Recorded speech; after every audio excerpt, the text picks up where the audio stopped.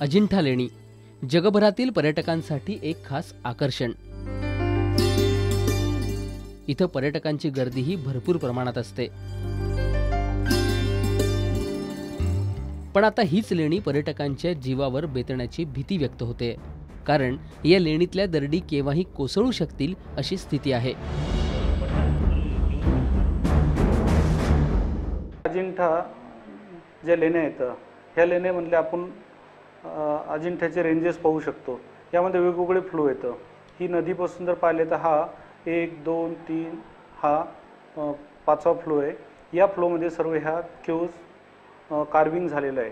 त्यानंतर वरचा जे भाग आहे हे जे मधले 2 फ्लो येतं हे मांजऱ्या खडकाचे आहेत।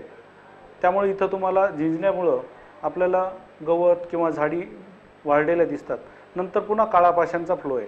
तर हा जो काळा पाषाणचा फ्लो आहे हा हार्ड आणि कॉम्पॅक्ट आहे, त्यामुळे याचं झिंजण्याचं प्रमाण कमी आहे। त्यामुळे खालचा जे हे फ्लो येतं हे झिंजल्यामुळे हा भाग खोल झालेला आहे आणि वरचे जे कडक काळा पाषाणचे खडक आहे हे याचा सपोर्ट कमी झाला। त्यामुळे हे जे ब्लॉक येतं हे याच्यामध्ये जॉईंट्स असतात। हे जॉईंटमुळं मोठमोठाले जे बोल्डर येतं हे खाली वगळत येऊ शकतात। लँडस्लाईड जरी नाही पण मोठमोठाल्या साईजचे बोल्डर खाली पडू शकतात। 2010 मध्ये केलेल्या सर्वेक्षणात 90 ठिकाणी दरडी कोसळू शकतात असं नमूद करण्यात आलं होतं। त्यापैकी 30 ठिकाणंही धोकादायक असल्याचं सर्वेक्षणात म्हटलं होतं।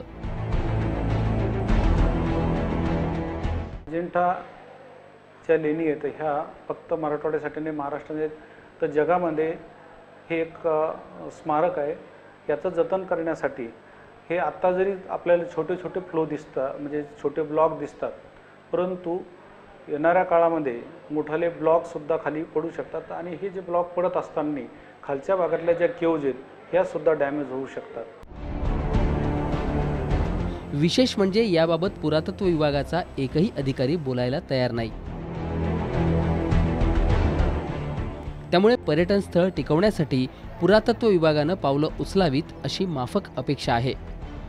व्हिडिओ जर्नलिस्ट महेश वाघसह माधव सावरगावे, जय महाराष्ट्र, औरंगाबाद।